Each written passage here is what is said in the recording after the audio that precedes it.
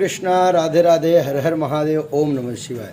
जैसा कि आप सबको पता है कि अभी दिव्य जो है करवा चौथ का पर्व आ रहा है। 20 अक्टूबर को रविवार पड़ रहा है। रविवार के दिन में यह करवा चौथ का पर्व आप लोगों को मनाना है। करवा चौथ में मुख्य रूप से कुछ विशेष नियमों को आप लोग ध्यान रखें।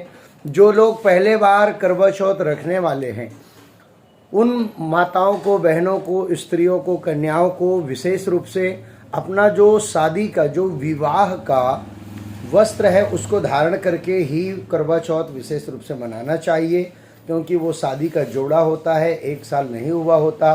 तो पहले वर्ष का जो करवा चौथ है वो शादी के जोड़े में आप मना सकते हैं, बहुत अच्छा होगा।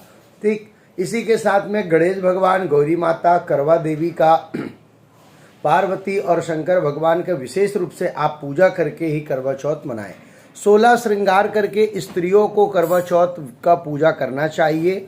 जो जाली होता है, जिसको हम छन्नी भी कहते हैं, उस जाली छन्नी से आप चंद्रमा को देखें, उसमें दिया जरूर रख करके देखें, अपने स्वामी को आप जो है देखें और आशीर्वाद प्राप्त करें।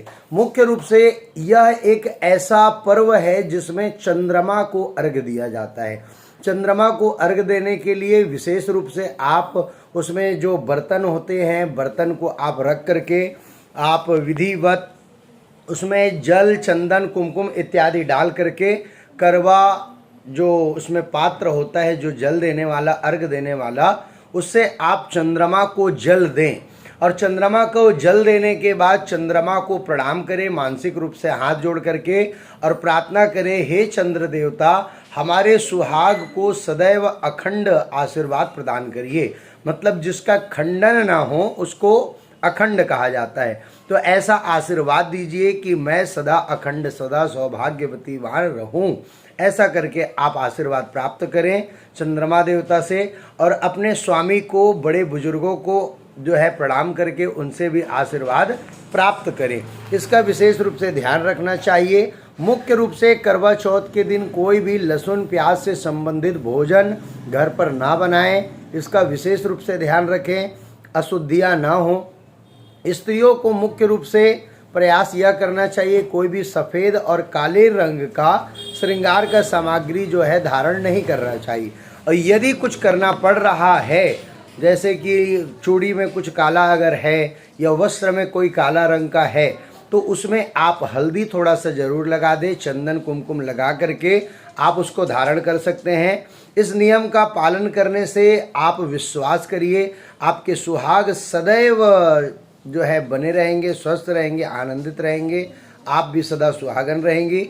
और जिनके पति का देहांत हो गया है वो लोग करवा चौथ ना मनाएं, और जिनके पति से तलाक हो गया है वो लोग भी ना मनाएं, क्योंकि यदि आप भगवान को साक्षी मान करके कोई दूसरा विवाह कर लेते हैं तो ही करवा चौथ मनाने का नियम है। और यदि कोई अपने भगवान को ही पति मानते हैं, मेरे तो गिरधर गोपाल दूसरों ना कोई, तो ऐसा अगर विचारधारा है तो आप करवा चौथ मना सकते हैं, इसमें मना हम नहीं कर सकते, क्योंकि सबसे बड़े पति तो भगवान श्री कृष्ण ही हैं, सबके परमपिता परमेश्वर हैं, सबके पति हैं, प्राणनाथ हैं। तो आप लोगों को जैसा उचित लगे कर सकते हैं, इसका विशेष रूप से ध्यान रखें। और जिनका तलाक इत्यादि नहीं हुआ है वो लोग करवा चौथ जरूर मनाएं। क्या पता भगवान की कृपा से कुछ पति से संबंध अच्छा जुड़ जाए, संपर्क जुड़ जाए, तो आप लोग करवा चौथ मना सकते हैं। इसका विशेष रूप से ध्यान रखें। कोई भी और भी जानकारी यदि आपको चाहिए हो तो कमेंट बॉक्स में आप हमारे कमेंट करके जानकारी प्राप्त कर सकते हैं। हमारे इस चैनल को सब्सक्राइब जरूर करें। मोहन महाराज जी रायपुर को। राधे राधे, जय श्री कृष्णा, हर हर महादेव, ओम नमः शिवाय।